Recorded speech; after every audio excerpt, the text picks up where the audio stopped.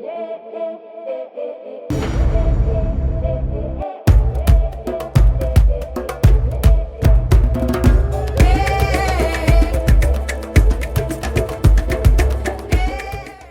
na biso oyo tozali kolancer eza appel moko citoyen mpona korapele mokonzi ya mboka bapromese électorale oyo apeselaki biso oyo alakaki biso. Yango wana biso bayi société civile lelo tozali korapele ye na bapoint oyo tokoinscrire. Ezali liboso ezali point ya passeport oyo lelo ekomi eloko moko ya motuya makasi. Mutu aza na passeport eza mutu oyo aza na misolo ebele na mboka na biso. Et pourtant na bamboka mosusu ezali eloko moko oyo mutu akozwa ngo d'une manière le plus facile. Yango wana biso en tant que représentant na bino, en tant que oyo bazali ko défendre ba intérêt na bino to banango depuis kala, tozali ko rappeler mokonzi ya mboka ete 1 besi ya prix ya passeport. Passeport na biso ezali passeport moko ezali na prix moko exorbitant, ezali na prix moko ya koleka par rapport à passeport ya mboka mosusu. Et soko ozwi prix ya passeport wana $185 oyo ezali prix oyo eyebani eleki même ba salaire ya ba fonctionnaire na biso. Lelo oyo un fonctionnaire de l'état aza na difficulté ya kozwa passeport. Pour asomba passeport, il faut réunir au moins 4 mois ya salaire na ye du coup pour être asomba passeport. Yango wana biso tozali ko rappeler mokonzi ya mboka ete promesse électorale na ye akitisela biso prix ya passeport wana. Akitisela biso prix ya passeport pour esunga mutu nyonso azala na accès facile ya passeport. De deux, tozali ko senga pe na ministre na biso ya affaires étrangères. Maman ministre, au-delà ya kozala na musala ebele oza nango, musala ya passeport pe ezali parmi ba attribution na yo. Mais tala ndenge fraude, tala ndenge corruption ezali ko régner na kati ya ministère na yo. Passeport oyo ebani eza prix $185, tozali kosomba ngo lelo na ba $350 par rapport à urgence. Tozali kosomba ngo na $250. Tosengi ete omeka ko revoir ba service na yo ete passeport ekita ete mutu nyonso azala na possibilité ya kozala na passeport. Tokoti sikoyo likambo ya Semlex. Semlex azali société belge oyo a signé ki contrat na gouvernement congolais pour na coproduire ba passeport oyo tozali kosalela lelo. Gouvernement congolais aza na matériel te, gouvernement congolais azalaki na mbongo te. C'est comme ça que gouvernement congolais est faire signer un contrat de gré à gré entre ye na Semlex pour que Semlex a coproduire sur ba passeport biométrique oyo tozana ngo lelo. Oh, tout ça dit que ça est lelo. Mais na kati wana tolingi to meka un peu ko préciser makambo mwa ebele. Gouvernement na biso ezanga kimbongo, gouvernement na biso ezanga ki ba matériel pour na ko produire.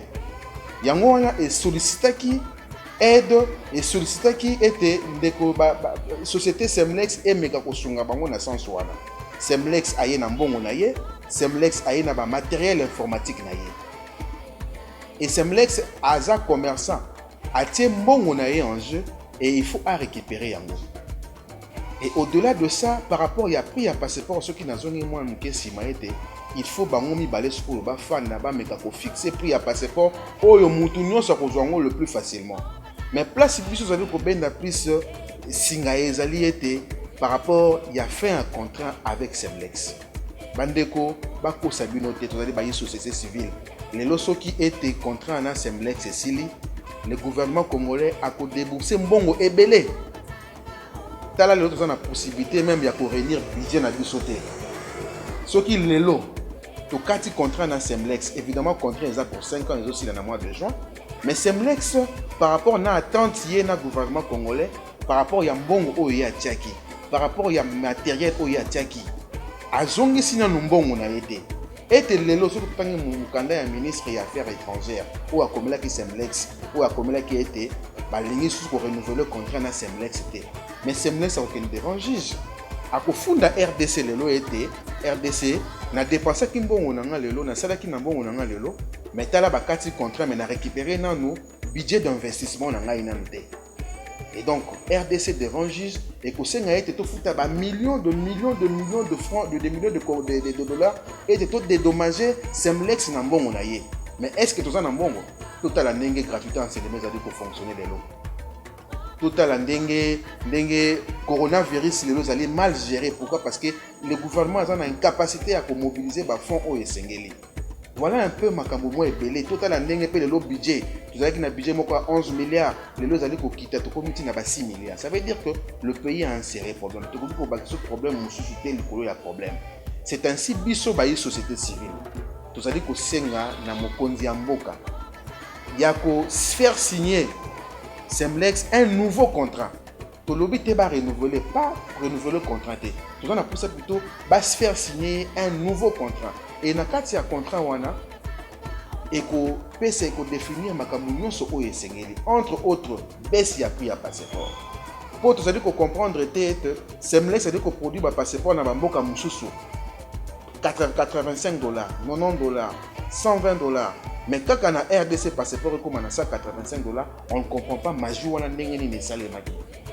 Yango to ko signer été contraint à sika et signer et baba signer yango pour être parti na parti et se retrouver. Parti à Semlex va se retrouver, biso peut parti à RDC to se retrouver.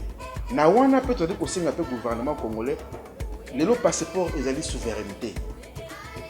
Il faut tous en abattoir mayele pe na kati ya mboka gouvernement congolais pe et mona ndenge nini dans l'avenir pour tous en amakoki ko sana ba matériel mais dans l'avenir ndenge nini to ko sala pour tous ba matériel na biso. Pourquoi pas pe soki ba lobby na Semlex était ndenge ba sala ki na contrat liboso était soki Semlex 5 ans ekoki ba matériel wana nyonso ko zongela biso. Évidemment ko zongela biso mais tant Semlex azui non chiffre d'affaires na yete a ko zongela biso ndenge nini. Yango wana appel na biso lelo zali aussi pour na bande ko na biso mususu ya société civile to landi ete bango pe basala ki ba campagne na bango lelo na mboka ekomi ete soki eloko moko etekama ekene mwa liboso il faut ko tia kombo akabila na kati. Yango wana ndeko tozali ko yebisa bande ko na biso en face bande ko na biso oyo to bundi na bango lobby ete totika manipulation wana ba totika kozala instrumentaliser pour to lobela likambo ya passeport il faut politique ya ko lobela yo na sima. Et pourtant, passeport, il y a biso, c'est un droit. Je suis un Congolais, je dois avoir un passeport. Mais pour Moutou, pour nous avoir un passeport, ou bien pour nous lobela makamba passeport, il faut Moutou moko aya na sima na ngai pour être apusa ngai, il y a mon démarche ya baninga na biso mususu wana. Bazali soutenir ba partenaire mususu o balingi bango bazwa contrat wana ya passeport na gouvernement congolais. Et aussi ministre na biso ya affaires étrangères ne comprenant pas dossier dans l'irresponsabilité. Yepe a promis malamoko mukanda malamoko résiliation, c'est-à-dire ya ko signifier na Semlex était contrat na biso esili déjà il faut to meka ko sala ba mise ba makambo tala ndenge makambo lekaki comme ça bozong sur biso ba matériel mais azali ko bosa na été na kati ya contrat tozali na ba annexe ezali ebele ba annexe wana elobi été Semlex aza na chiffre d'affaires na ye o a investir na kati ya passeport. Atie mbongo na ye, atie misolo na ye, atie ba matériel na ye pour na kobimisa passeport. Parce que le gouvernement congolais est incapable ya ko produire passeport, incapable ya ko tia mbongo pour être passeport ezala produit. Yango wana ba lukaki lisungi ya ba entreprise mususu. Yango wana ba signer contrat na Semlex. Mais pour le ministre ya affaires étrangères na biso lelo abima banda lo ba été contrat aussi là tout ça la boy mais sans toutefois à se référer des chiffres d'affaires na bango ko kanamte. Yango wana tolo ko benda mato na ministre na biso ya affaires étrangères. Madame la ministre a été tala makambo ya passeport ne fait pas perdre la République démocratique du Congo ba millions de millions ba dommages et intérêts européens ça Semlex. Té to lingi yango té. Tolingi était va continuer ndenge bazaki na chiffre na bango ya au moins 2 millions de passeports pour produire yango va continuer nango et RDC ezwa souveraineté nango le lendemain va récupérer la machine wana et tout bana ko produire passeport na ndenge na biso moko. Voilà un peu appel na biso na mokonzi mboka été à revoir pour ya passeport et puis tolingi contrat ya sika oyo ko permettre ete mutu na mutu à se retrouver na kati wana ezala peuple congolais et puis eloko mususu oyo ya mutuya tosengi ete ezala service moko ezala ete que non pozwa passeport okeno na aner osali ba démarche de bimisi mbongo okena na ministère affaires étrangères basali okapti obimisi mbongo po passeport ebima ekomi chaîne moko mulai yango wana ete passeport ekomi $350 passeport ekomi $250. Yango tozali ko benga ete ministre ya affaires étrangères ayeba ko réguler ba service na ye ya passeport ayeba ko réguler ba service na parce que Semlex a imposé biso pour ya passeport mais biso moko na désordre na biso bien organisé to tiki ete passeport comme eloko moko ya mutu ya makasi yango wana to résumer yango lelo to lingi passeport ekita mais to boyi manipulation politique sima ya passeport. Voilà le message de la mission.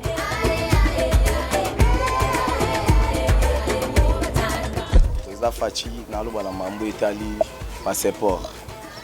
Passeport na mboka na biso eleki trop cher. Na jouer na ko défendre pe mboka oyo mais na age na ngana na passeport te. Na ko senga na président na biso Fachi ayeba ndenge nini ya kitile biso prix pour tous attendre moi moyen to ça la passeport pour nous voyager. Ande masala nga lobi ya jogo.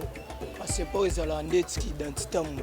Mais biso a passeport ekoma so okei ezala na 150 le lettre mo commande 250 na ba poto ba petit mikia ba 8 ans bazana ba passeport yango na osenga kaka mokonza mboka akitela biso yango po DP biso nyonso. Chez nous au Congo, pour avoir un passeport, il doit avoir au moins $250. Particulièrement, je m'adresse au chef de l'État, comme étudiant et jeune congolais, de revoir à la baisse les coûts des passeports pour aider les étudiants et la jeunesse. Cela nous permettra aussi d'ouvrir et d'élargir nos horizons. Président Fachi, un citoyen congolais au Nazali, en plus fonctionnaire à l'État.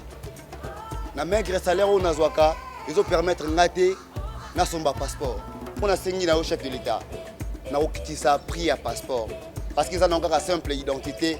Au Moka Moussou on a $80, à $90, biso awa dikolo. Chez ma Congomani, tunalomba kwa chef de l'État Antoine Félix atushushie ma prix et ma passeport juu itu faciliter ma tâche ya kufanya ma commerce yetu ailleurs. Mokonza mboka Monsieur Félix Antoine Tshisekedi. Kutana bamboka misusu bapaya passeport ezali na talo moko moke ezali kosenge na mokonzi mboka boy était à revoir prix ya passeport pour être permettre na moto nyonso azala na capacité ya kozala na passeport. Fachi beto to seni passeport ekita to boyi mani